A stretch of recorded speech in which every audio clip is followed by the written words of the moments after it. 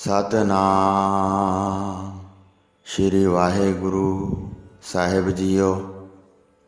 परम सन्मानियो गुरु रूप गुरु खालसा साध संगत जी, वाहेगुरु जी का खालसा वाहेगुरु जी की फतेह। बहुत सिखां नूं तारदे होए गुरु जी बरे, गोबिंदपुरे, गागे, गुरने, मकरौड़ हुंदे होए तमधान पहुँच गए। जद गुरु जी तमधान पिंड दे नेड़े रहिंदे सन तां सदा शिकार खेडण जांदे सन। अनेकां लोकां नूं निहाल करदे सन ते बहुत लोग रोज़ आउंदे सन। माता नानकी जी नाल रहिंदे हन ते माता गुजरी जी भी सदा ही उन्हां दे नाल रहिंदे हन। बहुत दिन उत्थे डेरा रखिया। गुरु जी सदा आनंद मंगल करदे हन। नंद लाल सोहणे दा पुत्र सी। ਉਹ हर समय गुरु जी की सेवा में लगा रहिंदा सी। मेहा नाम भी उसे दा ही सी। ਉਹ हर समय पानी की बहुत सेवा करता रहिंदा सी। उत्थे उसनूं दूर तो जल लियाउणा पैंदा सी। पवित्र मन वाला सिर उत्ते पानी रख के ढाउंदा सी। उसने भगती भावना विच मन रंगिया होया सी। कदी भी शरीर का सुख नहीं सी चाहुंदा। प्रेम नाल सतगुरु जी की सेवा करदा सी। हिरदे विच इस तरह की ही लिव लगी हुई सी। कदे भी किसी दे नाल बोलदा नहीं सी। जिन्ना पानी भी खर्च हुंदा सी वो सब उही लियाउंदा सी। दिल विच वाहिगुरु दा सिमरन करदा सी। उसदे भाग जाग पए सन।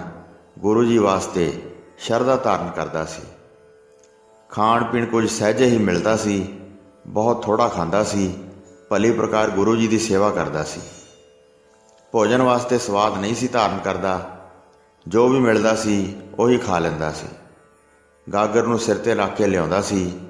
उस गागर नूं दे के होर लैण चला जांदा सी। जल दी कदे भी तोट नहीं सी आउंदी। रात समय जद हनेरा हुंदा सी तां भी पानी भर लियाउंदा सी। एक सेवा करन दी ही अभिलाषा सी। होर किसी विधि अनुसार कोई चाह नहीं सी। गागर नाल सिर दा मास छिलिया गया। जख्म चारे पासे दिन प्रति वाधा ही जांदा सी। भावना धरदा सी। बेशक सिर उत्ते बहुत वड्डा जख्म सी। हर समय मक्खियां कटदियां रहिंदियां सन। जख्म की पीड़ बारे विचार नहीं सी करदा। पहलां दी रीति अनुसार ही गागर सिर ते धरदा सी। जल दी तोट होण नहीं सी दिंदा। सारे डेरे नूं इशनान करवाउंदा सी। बहुत मनुखां लई लंगर चलदा सी। उस करके बहुत जल ढाउंदा सी। सर्व प्रकार पानी चाहिदा है। किसी आलम तो बगैर जल की सेवा करदा सी। इस प्रकार कई दिन बीत गए। सिर दे विच कीड़े पै गए जिहड़े मांस नूं कट कट खांदे सन।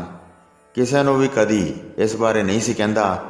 चुप रह के दुख नूं बर्दाश्त करदा सी। जल ढाउंदियां खोपरी दे विचकार लागा लग गया, पर शरीर की किसी प्रकार भी खबर नहीं सी लैंदा। सदा एक सेवा लई तत्पर रहिंदा सी। पहलां वांग ही जल ढोई जांदा सी। कीड़े मांस कट कट खाई जाते सन। उपर भार बहुत धारण करता सी। बीनू नूं गागर दे थल्ले टकाउंदा सी। ओह चुभ चुभ के जख्म नूं होर वधाउंदा सी।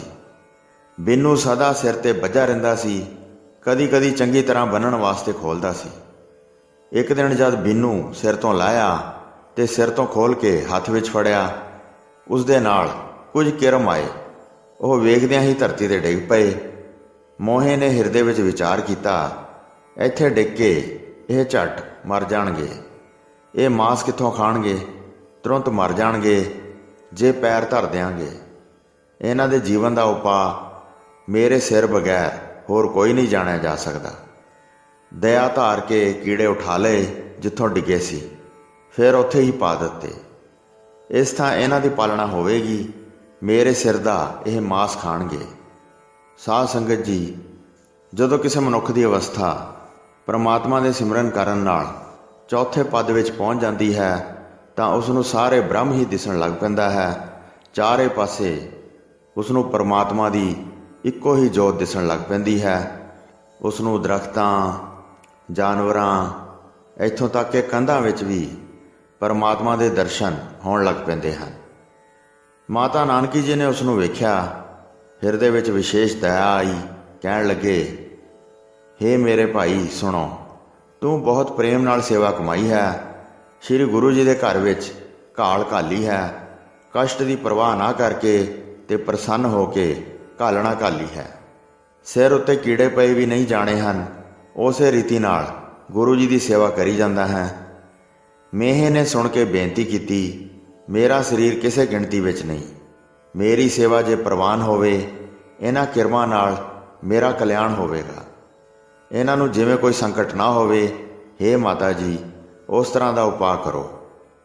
ਹੇ ਭਾਈ, ਸਤਿਗੁਰੂ ਜੀ ਇਹ ਕੁਝ ਸੁਣ ਕੇ ਦਿਆਲ ਹੋ ਜਾਣਗੇ ਤੇ ਤੈਨੂੰ ਸਭ ਪ੍ਰਕਾਰ ਦੀ ਵਡਿਆਈ ਦੇਣਗੇ। ਇਹ ਸੁਣ ਕੇ ਫਿਰ ਸੇਵਾ ਵਿੱਚ ਲੱਗ ਗਿਆ। ਜਲ ਦੀਆਂ ਗਾਗਰਾਂ ਭਰ ਭਰ ਲਿਆਉਂਦਾ ਸੀ।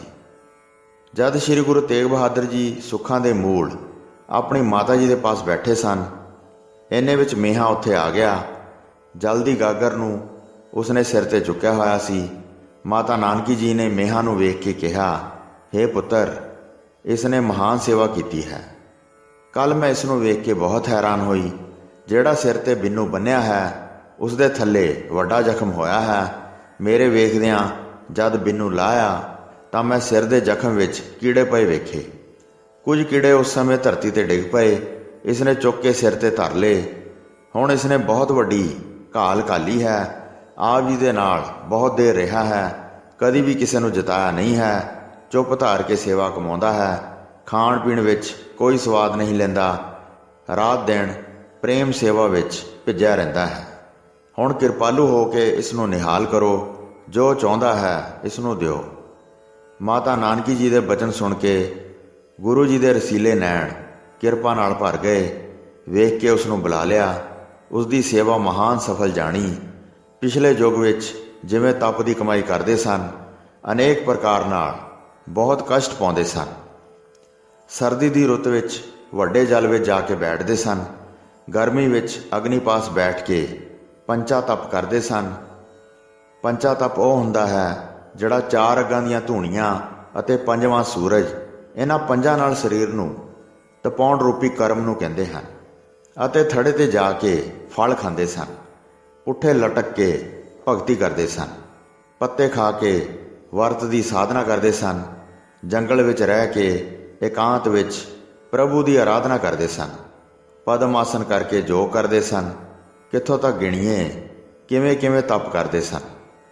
ਤਪਸਵੀਆਂ ਦਾ ਵਿਸ਼ਾਲ ਤਪ ਵੇਖ ਕੇ ਬ੍ਰਹਮਾ ਆਦਿਕ ਦੇਵਤੇ ਕਿਰਪਾਲੂ ਹੁੰਦੇ ਸਨ ਤੇ ਤਪਸਵੀ ਨੂੰ ਮੂੰਹ ਮੰਗਿਆ ਵਰ ਦਿੰਦੇ ਸਨ, ਪਰ ਮੁਕਤੀ ਨਹੀਂ ਸੀ ਦਿੰਦੇ। ਕਲਯੁਗ ਵਿੱਚ ਅਜਿਹਾ ਤਪ ਕਰਨਾ ਕਠਿਨ ਹੈ। ਇੱਕ ਮਨੁੱਖ ਪਾਸੋਂ ਹੋ ਨਹੀਂ ਸਕਦਾ, ਬੇਸ਼ੱਕ ਕਿੰਨਾ ਵੀ ਹੱਠ ਕਰੇ। ਕਸ਼ਟ ਸਹਿਣ ਦੀ ਹੁਣ ਸ਼ਕਤੀ ਨਹੀਂ ਰਹੀ ਹੈ। ਜੇ ਭੁੱਖਾ ਰਹੇਗਾ ਤਾਂ ਮਰ ਜਾਏਗਾ। ਜੰਗਲਾਂ ਵਿੱਚ ਕਿਵੇਂ ਵਾਸਾ ਹੋਵੇਗਾ ਤੇ ਜੰਗਲ ਤੋਂ ਬਗੈਰ ਕਿਵੇਂ ਤਪ ਰਾਸ ਹੋਵੇਗਾ। ਇਸ ਕਰਕੇ ਸਤਿਗੁਰੂ ਨਾਨਕ ਦੇਵ ਜੀ ਨੇ ਨਵੀਂ ਰੀਤ ਚਲਾਈ। ਸਤ ਸੰਗਤ ਵਿੱਚ ਰਹਿ ਕੇ ਸੇਵਾ ਕਰਦੇ ਹਨ। ਦ੍ਰਿੜ ਹੋ ਕੇ ਜੋ ਘਾਲਣਾ ਘਾਲਦਾ ਹੈ, ਉਹ ਲੋਕ ਪਰਲੋਕ ਵਿੱਚ ਸੁੱਖ ਲੈ ਕੇ ਨਿਹਾਲ ਹੋ ਜਾਂਦਾ ਹੈ। ਜਗਤ ਪਦਾਰਥ ਦੀ ਕੀ ਗੱਲ ਹੈ, ਮੁਕਤ ਹੋ ਜਾਂਦਾ ਹੈ ਤੇ ਸਾਰੇ ਬੰਧਨ ਮਿਟ ਜਾਂਦੇ ਹਨ। ਐਸੀ ਵਸਤੂ ਜਗਤ ਵਿੱਚ ਕੋਈ ਨਹੀਂ ਹੈ ਜੋ ਗੁਰ ਸੰਗਤ ਤੋਂ ਪ੍ਰਾਪਤ ਨਹੀਂ ਹੁੰਦੀ। ਤਪ ਕਰਨ ਨਾਲੋਂ ਸੇਵਾ ਸੌਖੀ ਹੈ। ਬਹੁਤ ਦੇਰ ਤੱਕ ਭਾਰੀ ਤਪ ਕਰਦੇ ਸਨ। ਸਤ ਸੰਗਤ ਦੀ ਸੇਵਾ ਥੋੜ੍ਹੇ ਦਿਨਾਂ ਦਾ ਕੰਮ ਜਾਣੋ, ਪਰ ਫਲ ਬਹੁਤ ਵੱਡਾ ਤੇ ਮਹਾਨ ਪ੍ਰਾਪਤ ਹੁੰਦਾ ਹੈ। 1 ਸਾਲ ਦਾ ਤਪ 1 ਦਿਨ ਦੀ ਸੇਵਾ ਦੇ ਬਰਾਬਰ ਹੈ। ਇਸ ਤਰ੍ਹਾਂ ਕਹਿੰਦਿਆਂ ਵੀ ਮੈਂ ਸੰਕੋਚ ਕਰਦਾ ਹਾਂ, ਕਿਉਂਕਿ ਸੇਵਾ ਦਾ ਫਲ ਇਸ ਤੋਂ ਵੀ ਵੱਧ ਹੈ। ਮੇਹੇ ਦੀ ਸੇਵਾ ਨੂੰ ਵੇਖ ਕੇ ਗੁਰੂ ਜੀ ਬਹੁਤ ਪ੍ਰਸੰਨ ਹੋਏ। ਗੁਰੂ ਜੀ ਨੇ ਉਸ ਨੂੰ ਪਾਸ ਬਿਠਾ ਕੇ ਕਿਹਾ, ਹੁਣ ਸੰਤਾਂ ਦੇ ਮਹੰਤ ਬਣ ਜਾਓ। ਕੁਝ ਕਾਮਨਾ ਤੇ ਵਡਿਆਈ ਚਾਹੋ, ਇਸ ਕਰਕੇ ਮਹੰਤੀ ਪਾ ਲਵੋ ਤੇ ਸਿਰ ਦੇ ਕਿਰਮ ਤੇਰੇ ਸਿੱਖ ਬਣਨਗੇ। ਤੂੰ ਇਹਨਾਂ ਦੀ ਬਹੁਤ ਮੁਕਤੀ ਚਾਹੁੰਦਾ ਹੈ। ਸੇਵਾ ਦਾ ਮਹਾਨ ਫਲ ਪ੍ਰਾਪਤ ਕਰੋ। ਤੁਹਾਡੇ ਹਿਰਦੇ ਵਿੱਚ ਬ੍ਰਹਮ ਗਿਆਨ ਪ੍ਰਗਟ ਹੋਵੇਗਾ। ਇਸ ਤਰ੍ਹਾਂ ਕਹਿ ਕੇ ਦਇਆ ਦ੍ਰਿਸ਼ਟੀ ਨਾਲ ਵੇਖਿਆ। ਤੁਰੰਤ ਹਿਰਦੇ ਵਿੱਚ ਵਿਸ਼ੇਸ਼ ਪ੍ਰਕਾਸ਼ ਹੋ ਗਿਆ। ਇੱਕ ਕੀੜੀ ਤੋਂ ਵੱਡਾ ਸ਼ੇਰ ਬਣ ਗਿਆ। ਧੂੜ ਦੇ ਇੱਕ ਕਿਣਕੇ ਤੋਂ ਸੁਮੇਰ ਪਰਬਤ ਬਣ ਗਿਆ। ਹੱਥ ਜੋੜ ਕੇ ਫਿਰ ਬੰਦਨਾ ਕੀਤੀ। ਗੁਰੂ ਜੀ ਦੀ ਬਹੁਤ ਵੱਡੀ ਵਡਿਆਈ ਵੇਖੀ। ਗੁਰੂ ਜੀ ਦੇ ਡੇਰੇ ਵਿੱਚ ਦੱਖਣੀ ਬਲਦ ਸਨ। ਸੁੰਦਰ ਉਹਨਾਂ ਦੇ ਸਰੀਰ ਸਨ ਤੇ ਕੱਦ ਵਿੱਚ ਬਹੁਤ ਵੱਡੇ ਸਨ। ਮੇਹੇ ਨੂੰ ਉਹ ਬੈਲ ਬਖਸ਼ ਦਿੱਤੇ। ਇੱਕ ਵੱਡਾ ਦਮਾਮਾ ਵੀ ਦਿੱਤਾ। ਭਗਵੇਂ ਰੰਗ ਦਾ ਝੰਡਾ ਬਣਵਾਇਆ। ਮੇਹਾ ਮਹੰਤ ਬਣ ਕੇ ਬਹੁਤ ਪ੍ਰਸੰਨ ਹੋਇਆ। ਮਹਾਨ ਦਾਨ ਦੇ ਕੇ ਉਸਦੇ ਸਾਰੇ ਕਸ਼ਟ ਦੂਰ ਕੀਤੇ। ਉਸਨੇ ਸਤਿਗੁਰੂ ਜੀ ਨੂੰ ਪਾਰ ਬ੍ਰਹਮ ਕਰਕੇ ਜਾਣਿਆ। ਮਹਾ ਧੀਰਜ ਮਤ ਵਾਲਾ ਫਿਰ ਵਿਚਰਨ ਲੱਗਾ।